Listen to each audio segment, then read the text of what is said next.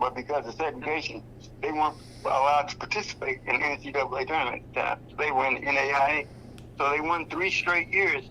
But for a long time, those achievements were not recognized. And the great Dick Barnett has spent decades trying to get them the exposure that they deserve. And finally, in 2019, that team was inducted into the Naismith Basketball Hall of Fame.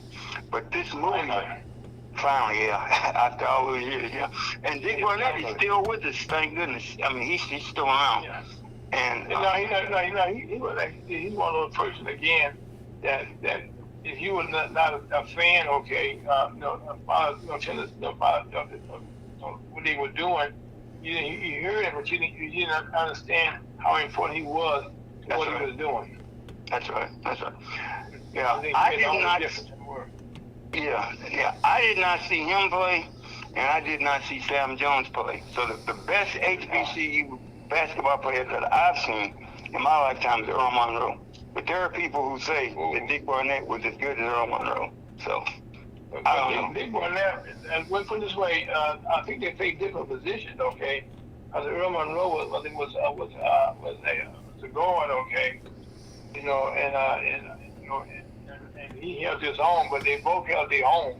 Oh yeah. I think right now, see one of the things that you touched on around briefly there that is so important. So this is Black History Month. That a lot of our sports teams, like right now, since you're put on your sports head right now, okay? Okay. So for years and years and years, okay, in the NFL, it was said, that they did not want to give that they said that quarterbacks, because we were able to play any position in they had, we were running backs, we were tackles, ends, and wide receivers, but the quarterback position, okay, they had said that, the reason they were saying was that blacks, was not smart enough to be quarterbacks. And they also said they didn't want the black to be a quarterback because he had a close proximity to the owner of the team. He'd be for the interceptor, And right now, I'm happy to say that in the NFL this year and the last couple of years, you have more young black quarterbacks now than ever before. Am I right? That's correct. Yes, sir. Yeah. And probably this year, the first draft pick is going to be Caleb Williams out of USC, which is another black quarterback. So, yeah. Yeah. Well, I think right now, it's no secret, okay, that, if you notice another thing now, around that these guys now, they come out and they're starters the first year. Yeah. But in the past, okay, they wanted you to sit behind. They want you to be like you want to be tutored, not just and then watch the white quarterback the first couple of years, okay. Then you will step in. That's right. Yeah. But like right now, this past season, you had about 2 or 3 quarterbacks, that came right out of college, and became starters. Oh yeah, the guy from the Houston Texans from Ohio State, C.J. Stroud. Yeah. And these guys are not no slouches here. They're taking their team to the playoffs or what have you. Oh yeah, no, C.J. Stroud actually led the NFL in passing percentage for the season. So yeah, this. And you and I can probably go back and talk about great players who were quarterbacks in college and who got switched to other positions when they got drafted. What they call defensive backs. Yeah, make them defensive backs or ends. So and while we're talking about that, Lamar Jackson just won his second MVP award. Yes. And right now, he's kind of fit in between Patrick Mahomes, who's also black. Yeah. And, it's interesting. He's getting a lot of knocks from people because the Ravens haven't won the Super Bowl. But a lot of folks forget Peyton Manning played 10 years before they won the Super Bowl. Mm-hmm. But now, that didn't get brought up. But now, first of all, Ron, there are a lot of great quarterbacks, okay, that never ever got to the Super Bowl. He didn't play in the Super Bowl. That's correct. Yeah, yeah. Or they played in one and lost. Yeah. Yeah. I mean, but really, okay, there you got to be aware that 32 teams, there are 32 quarterbacks, Right. and they play, excuse me, 16, in each league, each division. But right now, as we look around, that in all the different divisions, okay, that like especially in the AFC, like the young man that just won, he still feels that the knock is that he didn't win the Super Bowl. Well, he's like you said, he's a very young man. Oh yeah, yeah. He's only 1 year. He's a year younger than. I think he's either a year younger or he's the same age as Patrick Mahomes. Right, but see, the thing is, okay, in a Super Bowl, and I said this, I have been a former played sports myself. When you get to the big game, like when Baltimore played Kansas City a couple of weeks ago, you have to play the whole game, not just a couple quarters. That's correct. And I talked to a friend of mine yesterday. We were talking, doing some comparison. I gave the analogy, the coach from Chicago Bulls. They had Michael Jordan. They always, what I would do in those days, I would have watched the first 3 quarters, okay, because the game would go back and forth. The best part of the game was in the 4th quarter. And that's how things are right now. You got to play the whole game, and you only need 1 point to win. And I think the Kansas City Chiefs right now have proven that 1 point, the defense right now is a big difference. Big difference in who wins and lost. So this game today, Spagnuolo, who was a former coach here at the St. Louis Rams, he's a defensive wizard right now. And the play that he runs okay, and he shuts quarterbacks down. Yeah, it's going to be interesting to see whether which defense can stop the other offense, because that's going to really be the key to who wins the game. No question. Okay, now, Ron, let's put your sports hat on right now, okay? And talk about a little bit about the Super Bowl tomorrow. What are some of the highlights that we need to look at? Well, I think the biggest, to me, the 2 biggest keys are going to be whether Kansas City jumps on San Francisco early, and whether the Chiefs' defense can stop the 49ers' offense. Because the 49ers have some great players on offense. I mean, McCaffrey is Offensive Player of the Year. Deebo Samuel is a tremendous receiver. But to be honest, the 49ers are very fortunate to be where they are. They should have lost to the Packers. And the Lions had them beat and just collapsed in the second half. So if the Kansas City Chiefs jump on them the way the Lions did, I don't think they're going to come back. If it was a close game, anybody can win. Okay, well, Ron, I have to say something that's in this year, most of in the past, the officiating right now in the league this year, okay, has been very, very unfair. You know what I mean, to certain teams. Does not have been a balanced situation. But the umpires right now, they make a mistake on one play, they're gonna come back and make up on another play. And I think that takes away from the players of the efforts. Okay, if you don't throw the flag on one, be honest about who about what you're seeing, because a lot of now we have instant replay, and it shows right now that umpire makes a mistake. Yeah, this has not been a banner year for officiating in the National Football League, and I think at the end of the season they are going to do some. They're going to take some steps to address it, because there have been some glaring errors made. Blatant is more the word. Blatant is more the word.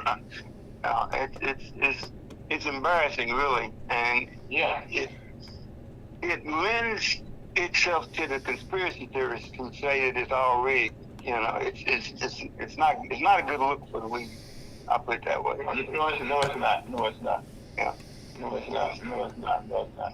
Well, okay, now, right now, I'm going to combine your two hats together here, okay? Okay. Okay, the other lady named Taylor Swift, okay? So put on your entertainment and tell people who is Taylor Swift. Well, right now, with the possible exception of Beyonce, she's the biggest biggest music star in the world. And she's also, now I don't know what term you want to use, okay? Because Travis Kelce will not use the term fiance, okay? So she and Travis Kelce are in a relationship, however you want to define it. But because of her at the games, the Chiefs games, she's become like a lightning rod. There's people, because the networks are constantly cutting to the booth to see her in the booth. Now, she's performing, in fact, I think it's tonight, she's performing in Tokyo. And she's chartering a jet to come back to the Super Bowl. Yeah, because the time changed. That's why she could be performing right now. I forget what the time difference is in Japan. But she's performing in Tokyo, Japan today at some point. And then she's going to charter a jet to get to Las Vegas.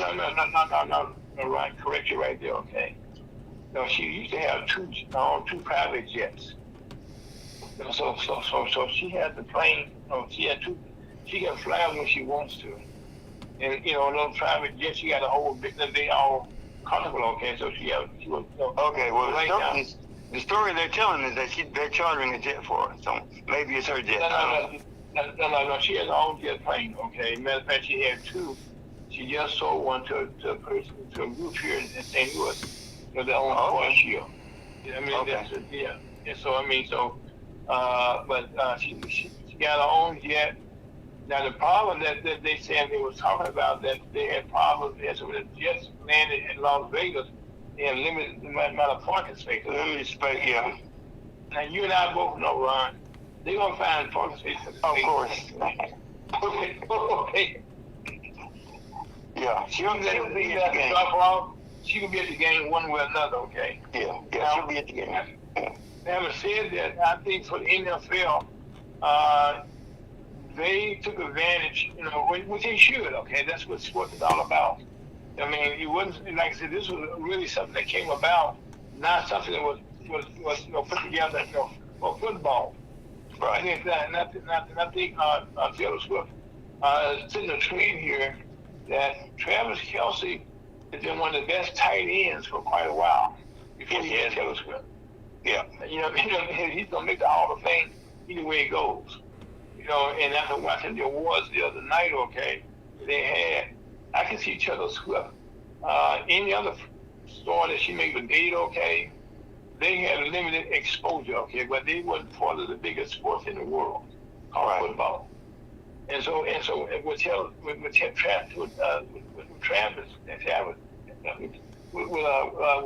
Kelsey, he's given her a whole new exposure that she never had before. Right. And guess what? And she's loving it. And it's good for the game. Right. It's good for the game. Go ahead. I was going to say, CBS is hoping to get the Super Bowl record. Like last year, the Super Bowl was watched by 115 million people. Right. And that was the most watched Super Bowl in history, as well as being the most popular TV program of all time in the United States. But they're hoping they can break that record.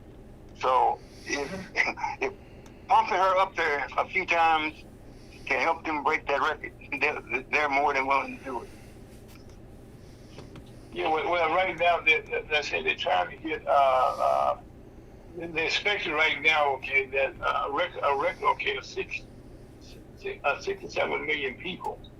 Well, I'm sure that's the ones who will be betting, I'm saying.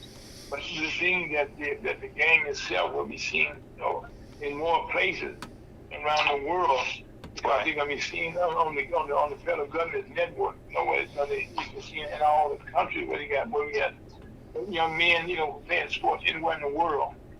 They'll be able to see the see the game. And it's being played. And personally, okay, a football fan, myself, a football player, a former football player, I think that now the fact that Kelsey and Terrell, doing what they're doing for the sports, and it's all clean entertainment for everybody here. Right. That's a good part about it. Right. Right. And naturally, I'm fortunate myself because I'm a Kansas City Chiefs fan. I'm not gonna lie about that at all. Okay, I've been for years. And I think Mahomes again. I think he's the best quarterback right now in the league. Oh no, I don't think there's any question or any doubt about that. He's got 6 straight times in the AFC championship game. 3 times in Super Bowl in the last 6 years. Yeah, no question about that. Yeah, and not only that, okay, he has so many commercials right now. Yeah, he does. Yep. You can't cut the TV on any night and not see him on something. That's right. Yeah. And also, he's probably the highest paid football player in the league. Because they gave him $500 million, okay, but he also has part ownership with the team also. Right. Yeah, and he owns a couple of other. He's got part ownership in some other teams too. Yeah, he's got part ownership in the Royals and the soccer. All that. Right. I mean, so right now, and not only that, the soccer team, him and his wife actually bought the team, started the team, and groomed the team. And they're doing in Kansas City. He's not only just a star there, but he's a community man himself, and his family is. Right. And that's the thing that you like about it. Now, having said that, okay, Travis Kelsey, people say he wanted to go play someplace else. He'd be a fool because we can't take Mahomes with him. No, we can't. No. I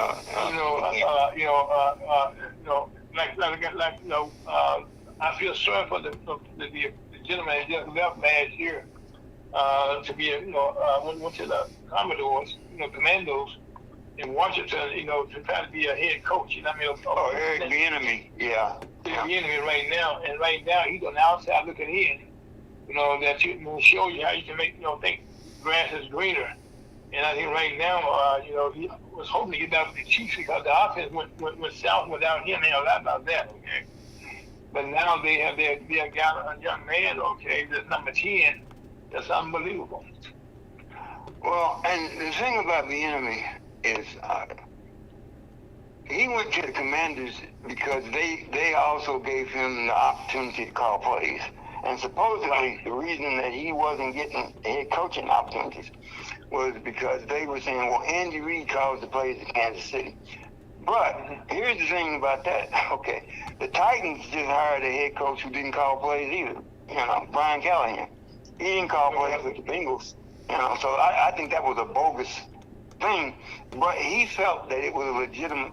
He felt he had to go somewhere where he could call plays and get that on his resume. So, that's why he went to Washington. And unfortunately, it didn't work out so well. Well, and they went south on it. It was a bad decision. But now, let's go back here now. Okay, and put on your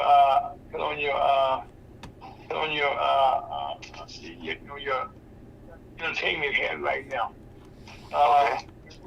Recently at the awards that took place, the Grammy Awards,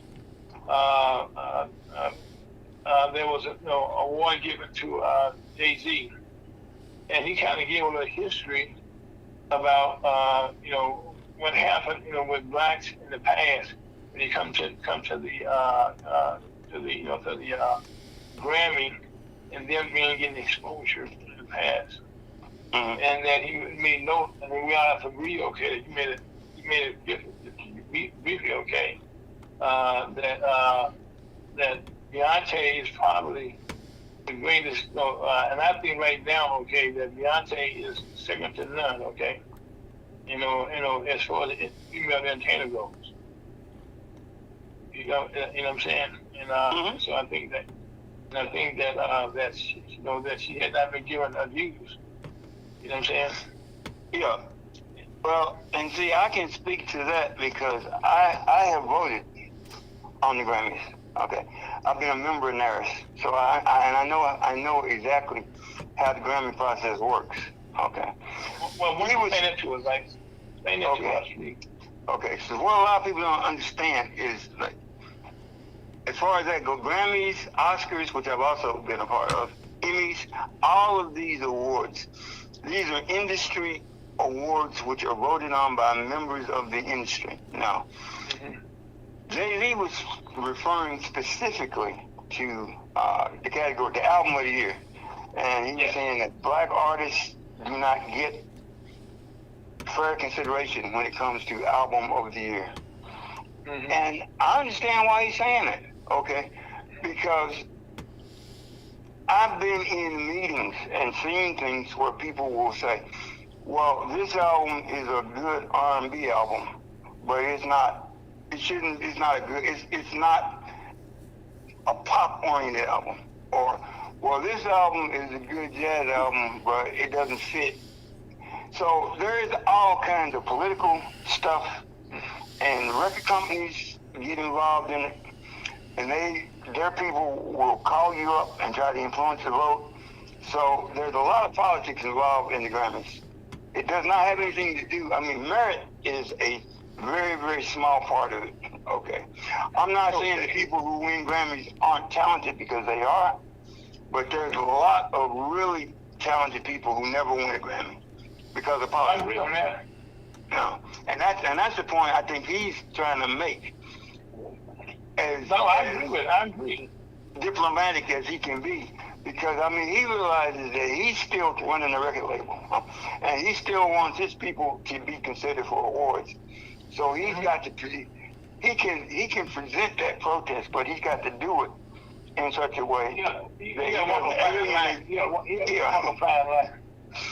doesn't alienate the voters next year, because Beyonce might be up for an award next year, or he might be up for an award next year, or somebody on his label might be up for an award next year. So, but no, I think the basic comment that he made is a valid comment. If you go back and look at the history of album of the year and record of the year, which are the two biggest awards, there has not been equity as far as black artists. Oh no. Like I did last time, I was in my out here that 1999 was the last time a black female won the award. That's correct. Yes. And I think since that time, we saw Beyonce. She won over 60-something Grammys in other categories. Yeah, just had the one in one of those. In every category out there, just about okay. She's won. Right. And I think also that something he meant that he slightly talked about was the rap industry, how they would give them awards, okay, but they would not do it in prime time on TV. Right, they don't make them part of the program, of the performance. Of the program, right, of the program, which is a slight, you know what I'm saying? Oh, yeah, and that's something else that's another very political thing. Record labels lobby for that time. They pay CBS for that space. And so certain artists get to perform and others don't. And it doesn't necessarily matter who had the most nominations. It's who these record labels lobby for to get on the air. So it's all very, very political. And really, it's one of the reasons why I don't deal with it anymore. I participated in it for 10 years, but I don't deal with it anymore. Just for that reason, because I know how political it is. And I know, because I used to be getting man of a radio station, okay? And airtime is the name of the game. That's right. Yeah. And you don't get too much more political than that. Okay, matter of fact, a lot of people in the jail called payola. But Ron, let's be real for it, okay? Money will always be a part of that industry. Yep, that's right. Of somebody trying to get the orders on the air. That's right. So they get some time. And matter of fact, most of ever now, they don't talk about it anymore. Okay, but that's what that's going on. Okay, but it's key to any artist who you are. And actually, JD did an excellent job. Okay, of kind of dicing up there. Okay, but like I said, but there was so many things he could have said. And I think what Beyonce sitting right there, okay, and like I said, not to get her, not to get Taylor Swift, okay. Matter of fact, they're the first artists that I know of, okay, that will pay different cities, okay, to support them when they go different cities. Right. And he didn't make it a personal attack. He just talked about the systemic problem, right, which has been there for a long time. And if you talk to people in the industry, they will tell you. I mean, they won't tell you on the record, but they will tell you that the problem exists. I mean, you talk to black artists all the time, and they'll say the same thing. Oh, it's not, what he was talking about, it's no secret, okay? No. Even before they had rap get into about that. Matter of fact, we were talking about Bob Marley a few years ago, okay? It took him that genre to get a long time before he get airtime. Yeah, they had to lobby and create a separate category for it. Yeah, I remember when that was going on. Yeah. Thank you so much. Okay, so that was it wasn't an overnight thing. That's what I said. He just had to be alone. Okay, they used to on the show that all get people before him, and they all broke the ceiling just about, okay, and he had to come back when he got cracked. That's right. He was the first one through. That's right. Like a better description. That's right. Yeah. Am I putting that right? I'm just, I think that you knowing what you do know. And I know, and I do know on both ends, that airtime, and when you got these awards, everybody right now wants to have their artists perform. That's and right. I was said personally, okay, some of the people that performed, I said, what the heck? Yeah. I'm serious, Ron. I mean, some of the people that are one. I salad. Look, we're gonna get into artists, okay? But like again, there are some great artists out there. As a matter of fact, that's the nature of that beast, though, Ron. That's right. So people like myself, okay, who worked in the industry before, worked with artists and stuff, and with concerts and stuff, But to me, like I just said, for Beyonce and for Taylor Swift, for them both, they're putting money back into the community like they both do when they go places. That is so commendable, okay? Oh, very much so. Yeah. That makes a lot of difference not only to the people that's going to the concert, but for the people that anywhere you go, Ron, those cities got to pay extra security. They got to have extra everything, okay? That's falls on the cities. All right. That's right. Yeah.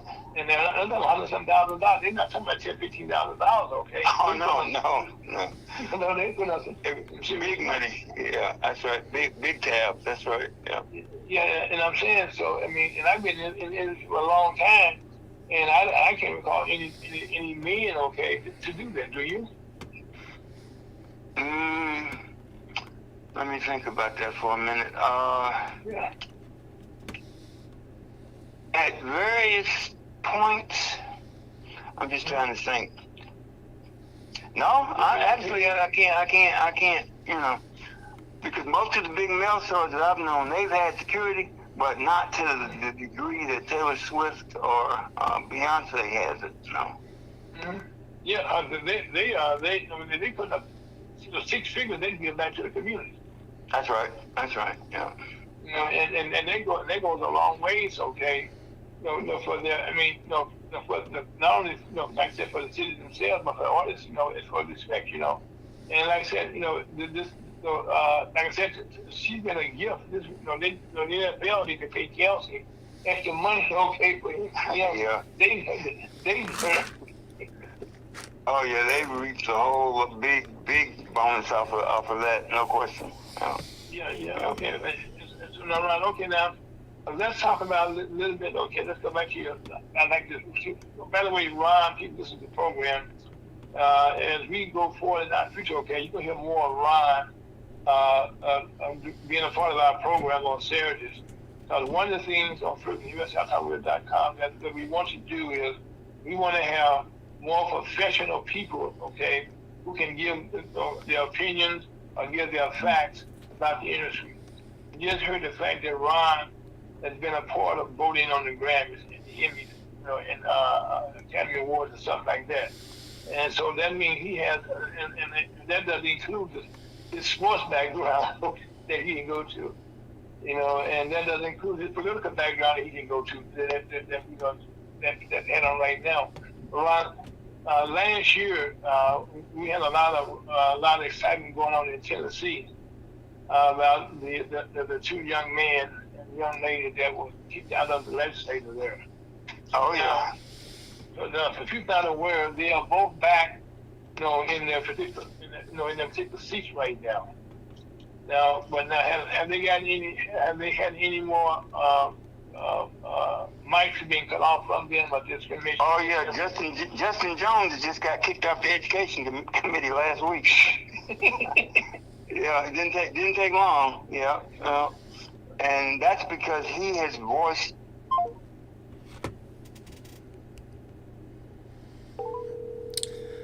Ladies and gentlemen, we're going to go on a break while we wait for technical difficulties to be overcome.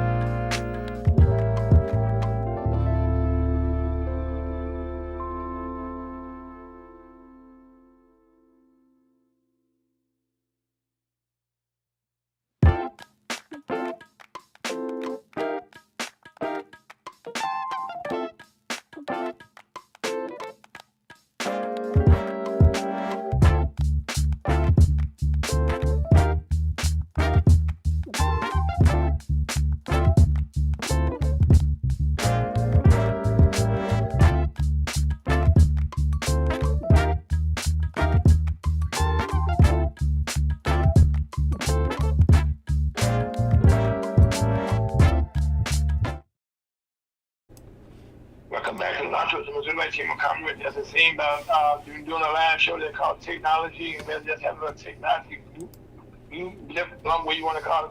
But Ron, before we due to technical difficulties. Technical difficulties, that's who I'm in. Get my back there. Okay, technical difficulties. Ron, you not to mention, okay, that the gentleman from Tennessee just got kicked off another committee. So Justin, what Justin was that now? Justin Jones, yeah, he was kicked off the Education Committee by the Speaker of the House because he was voicing public opposition to the governor's voucher program. What program? Governor Lee is trying to create a voucher program for schools where he's going to divert money from the public schools to this scholarship initiative for to send students to private schools. And so Justin Jones was voicing opposition to that. And so first they cut his mic off. Then because he was having a press conference, they kicked him off the committee. And so, yeah. So as I said, the beat goes on. There's a song that we all know. Okay, now having said that, Chuck, how you doing, Chuck, first of all? Great. Good afternoon. All praise be to God.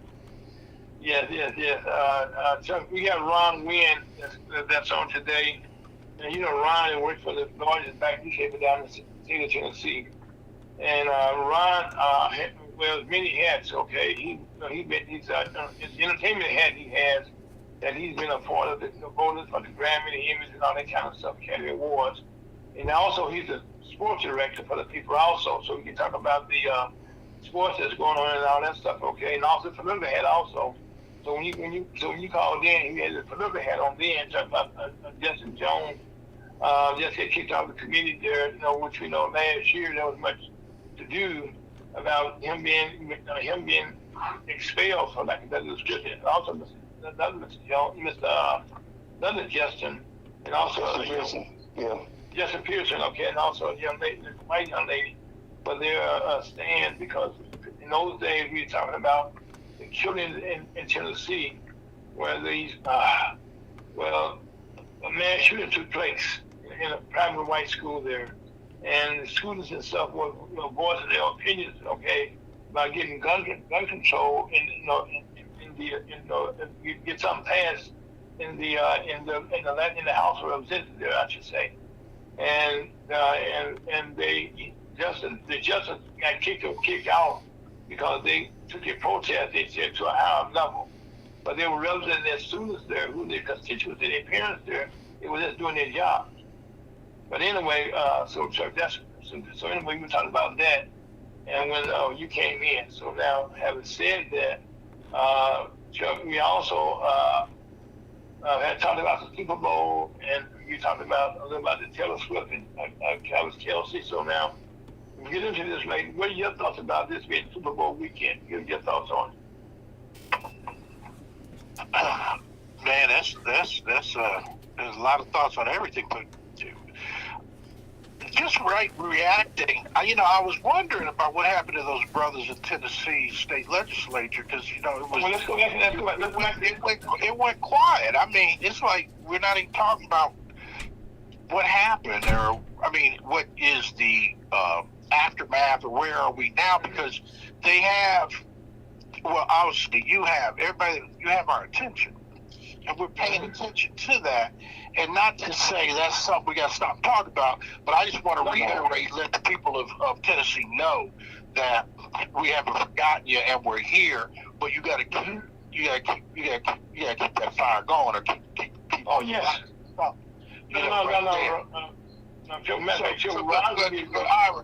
Moving on now. You bundled a bunch of things in there the Super Bowl weekend, and I'm gonna drop it right like it's hot. In the sense that I know. You know what the Super Bowl is? Super Bowl is entertainment. Mm-hmm.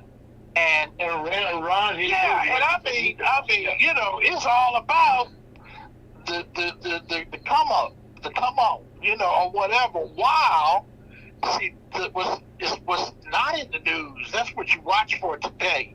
Around the Super Bowl, watch for the moves that go on. We got three eyes, third eye, a perception of radar, and we got everybody looking in all directions, so we can relax a minute and be part of the festivity. But we ain't sleep. We're paying attention to it. So just let me cut you off 1 second, okay? If you're not aware, okay, Churchy Bowl, okay, has a very broad background in entertainment. He worked with Prince, and was it CBS at that time, Chuck? You working for? Well, I started out with CBS, but when I was with Prince, I was working for Prince. Okay, you worked with Prince. Okay, yeah, so understand Prince. I was a consultant. I was like literally a 1099, but he basically retained my consulting company to do what I did. But let me roll for a minute here. Let's roll. Come on.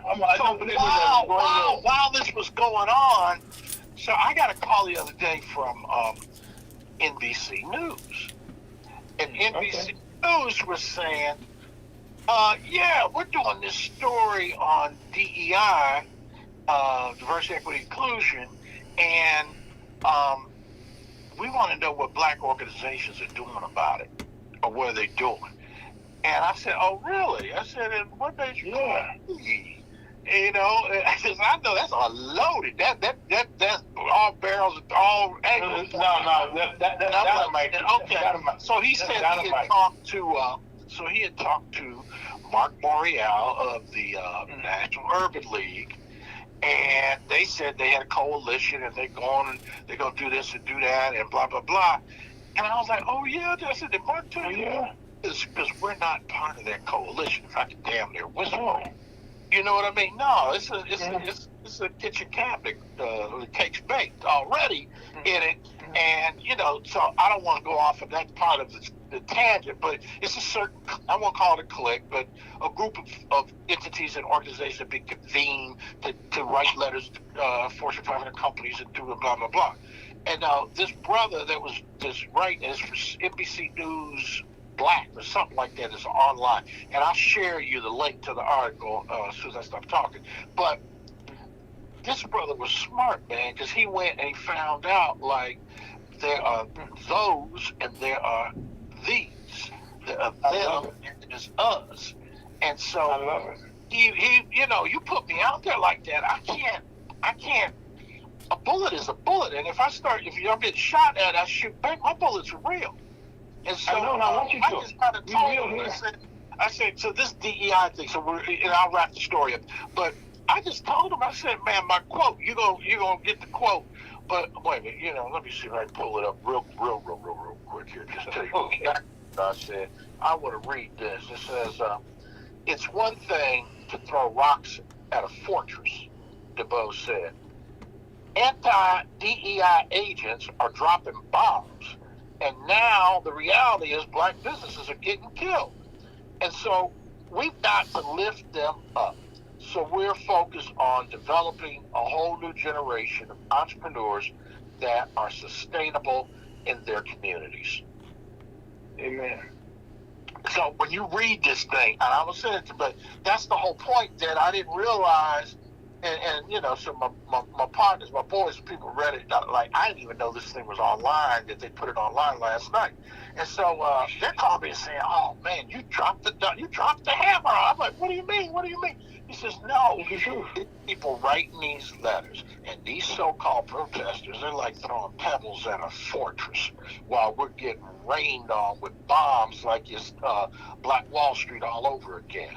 And I was like, man, I wasn't thinking like them all that over again. But the stars lined up. That's what instead of us crying and saying, "Oh, massa, please," I'm like saying, "Come on, let's." It's Saturday afternoon. I'm talking with Ira and the fellas and the constituents, and we can be formal about it. But the real is, man, you gotta go to the grocery. Yeah, we want to watch the Super Bowl too, and blah blah blah. But we gotta do what we gotta do. We can't be waiting for everybody else to tell us whether we can or can't. I mean, it's the whole community, and everything's getting purged right now. All the fake, all the pseudo, and then I read a thing, talk about the church. The church, God is purging that. All them impurities, man, are getting spoiled out. Come on. So, we talking about on this Super Bowl weekend, whatever. I'm enjoying it, but he owns the money. Yeah, I feel the storm coming. There's a storm coming.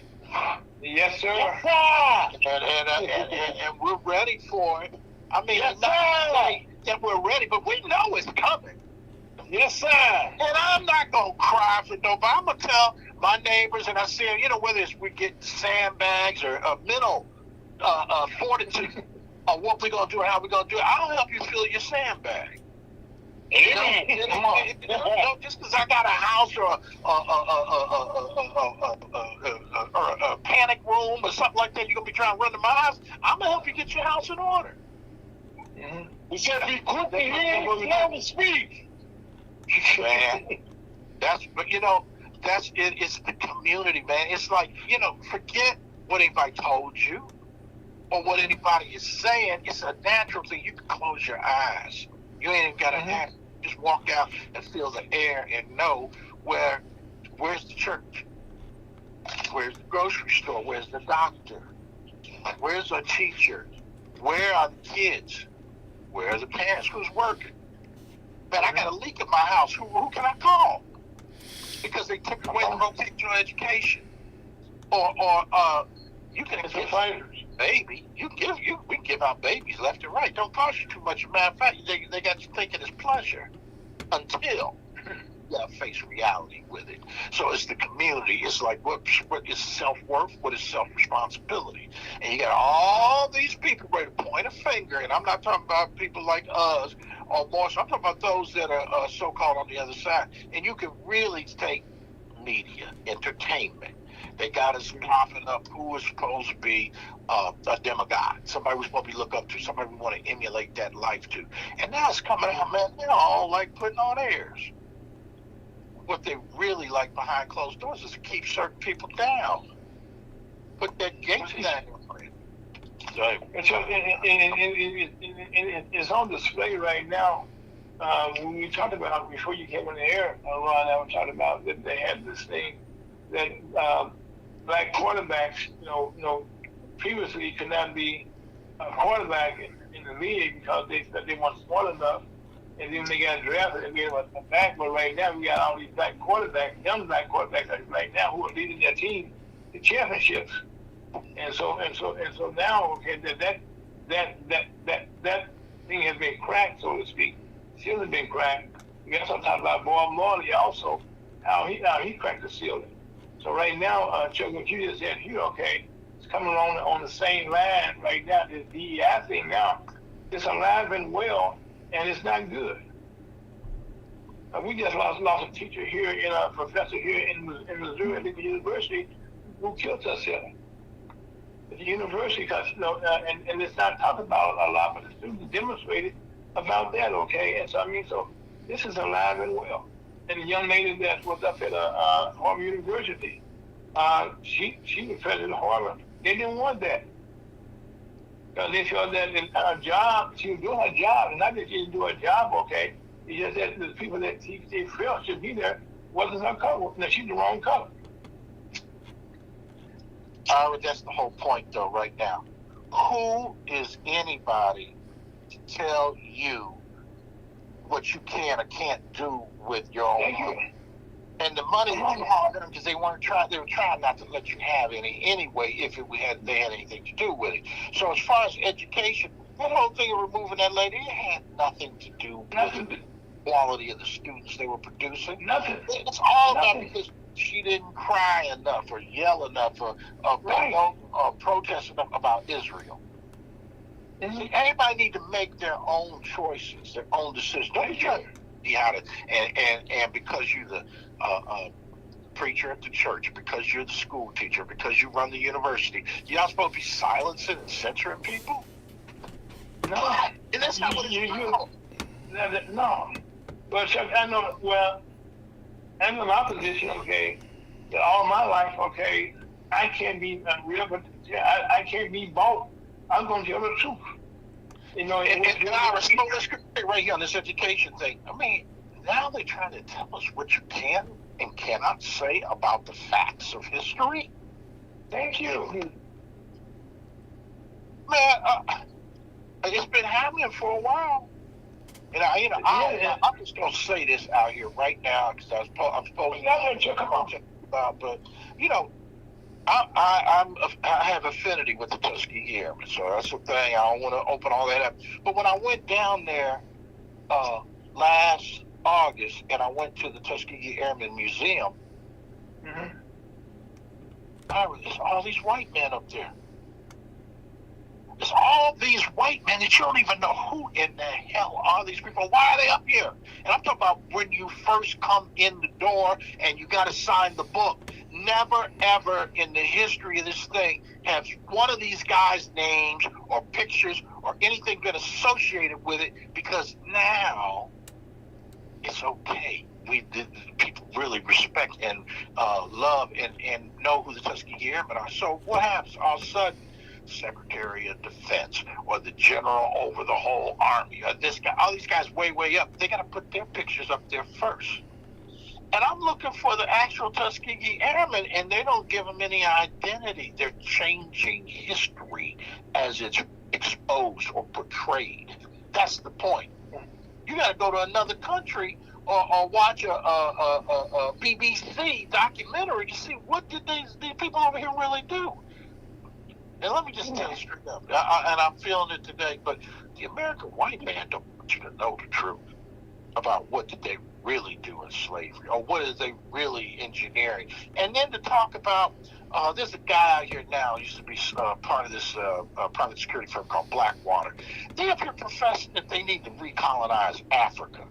I'm like, who in the hell are you? This is, yeah, this guy basically he's saying, we'll do it, just put the money in the budget. That's what I'm saying. No, wait. Check, I can run my man around that. I just. Bruh, they're not talking about. They're not. Colony isn't. It isn't a nice thing. It's killing people. It's take over, and they have nerve enough to say, if you can't govern yourself, we're gonna govern it for you. Who in the hell are you? And what are you? What this thing we're doing? Let's bring it all home right quick, man. Let me tell you something. I respect anybody that can still function and work when they're an octogenarian, and that means in your 80s. When you're in your 80s and you're working or whatever, I mean, I ain't got nothing but respect for you if it's what you want to do. You shouldn't be forced to do it. When President Biden has to get up there and endure the rigors of the job, I mean, you got to respect what you can respect about it, not necessarily rely upon it, because a man in his 40s has a hard time doing it, let alone 80s. So his memory lapsed a little bit, and I mean, a lot, or whatever. They made a thing about he couldn't remember when his son died or whatever, but the special prosecutor, investigator, whatever the thing was coming out was that, yeah, we can't really be too hard on the guy. He didn't remember what documents he had or didn't have or whatever. And I'm like saying, that's only kind of like too much like right. He's 80 years old. What do you expect? Chuck, you on the subject, okay, but they didn't say that he was dealing with right then, right when they were about to have the war kick off in Yusu in the Gaza Strip, okay? That was all that same weekend. And all that was going on right then when he gave him time, to try to discuss that. And I'm 75 years old, okay, and I can tell you a whole lot of stuff, okay, that's happened in my past. But sometimes you gotta deal with the future and the present, and all at the same time. If you take 5 hours of my time, okay, while this is going on, I'm being more than nice to you. Am I right here? To take the time to have a discussion with you. Yes, sir. Say it, son. But you know what? That's what I'm saying. You know, I'm really kind of talking about reality, or being awoke and getting out of some of this political rhetoric or this or that. Yeah. Not that any one person is better than the other, but to say it's not. The reality of it is that you shouldn't have to be put in that position. No. You know, why would you expect this guy to be Superman? I mean, it used to be 65 years old, you're supposed to be able to step off the stage. Yeah, and step the thing like that. Now we're like pushing it and want to go, and then the whole thing. That's what I'm saying. All this stuff I've touched on and talked about is some way, whether it is organized. It's a thing. I'm trying to deliver us a message. They serving us Kool-Aid. You know. Chuck, right now, the guy first of all, you got to say the guy that wrote it, okay, was a former Republican that was appointed by Donald Trump. So he had to some kind of way do his job, okay, like the judge is doing right now, trying to prolong the process. 5 minutes, gentlemen. Shows, okay, thanks, Scott. Yeah, I mean, so that's all. But I'm sorry, Ron, you just got involved, okay, with a lot of stuff when we talk about when we had this discussion here. What's going on really live right now? And I know what stuff you're doing out in Tennessee. There's a nucleus right now that people try to keep it under wraps, okay? And today we bringing it out today, okay, like just bringing out other stuff, okay, that need to be talked about in our communities. Oh, no question. Let me hit a couple points you went over. First of all, my publisher's 89 years old, and she's as sharp as a tack. So Oh, come on now, come on. That's the first thing. And secondly, we could, as I said earlier, we could do a whole show just on this TSU controversy. But one of the things I think people really need to know about the whole TSU thing, and it's not gotten, I don't think, the attention that it needs to get. But the state has underfunded TSU to the total of $2.1 billion over the last 30 years. Whoa. Okay, and that's documented. Now, they may have underfunded it more than that, but that's what the government audit That's their figures. Yes, that's their figures. So it could be 4.1 or 5.1, but the figure that they're saying is 2.1 billion underfunded for the last 30 years. Now, you can imagine what even half of that money had TSU gotten it, what that could have done for infrastructure, for academic programs, for scholarships, for dormitory, just all types of things, Mm-hmm. But instead of dealing with that, they're talking about dismantling the TSU governing board. That's the legislature's approach to dealing with the problem. They want to. Right, we talking about, Chuck. That's what it is. That's being out, brother. They're trying to shut you up. And then that's happening right now. As we speak. That discussion is going on. And there's other stuff that's happening, and some of it I can't really talk about because it's behind the scenes. But it's very, very nasty campaign that's going on now. And my favorite word when I hear is conservative, because that's the excuse. That's the justification for all of this stuff that you're talking about. All this anti-DEI stuff. Everybody who's pushing this stuff is a so-called conservative. And that's a term I just despise, Okay. Chuck, come on, take it up. It's yours now. Go ahead. God bless you. It's yours.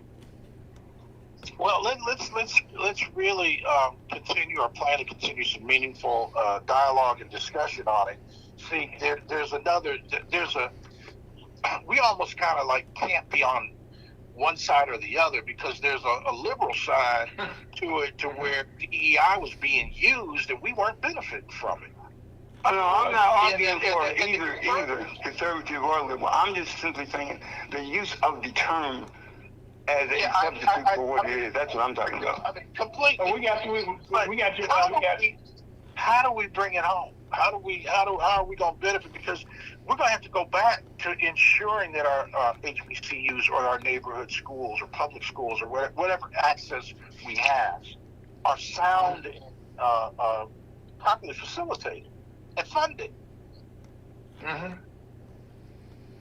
Well, Chuck, I think one of the things, okay, wherever right now we're seeing meaningful black progress being made, it becomes a lightning rod, okay, to be attacked right away. That's the thing, okay. That is one of the things about the books that we read, the history that we have. Our history is our history, and we gotta tell our history. Otherwise, we repeat the same thing. I mean, I know you heard that. See how? Well, I do. Yes, sir. Have him to mention that 10th chapter of The 10th chapter. You got the 10th chapter. It explains all this, okay? But you go back to the program is all yours. So you got a couple minutes left. Go ahead. What's going to do with the chamber? We got to make it. Go ahead right quick. Well, we're gonna continue the dialogue. We're gonna continue to stay awoke and work. We have a lot of information to be sharing and bringing out with you. I think I mentioned last week about our new chapter that we just had open up in South Dakota. Man, we got a super organization coming with over 20 branches as a state federation of Ohio. And there's we'll talk more, but there's a chip manufacturing business. They're getting ready to start manufacturing microchips in the state of Ohio. $18 billion worth of procurement opportunity is associated with it. So we're very much engaged. We're involved. You'll hear a lot more coming up about it. Hey, man, everybody, enjoy your Super Bowl. Don't drink too much. Don't argue with your family, and have fun. We got a lot more news and information coming for you here very shortly. God bless. Yeah, man. Yeah, man. On that note, that's Chucky Bone. That's Ron Wynn, who's a part of our team right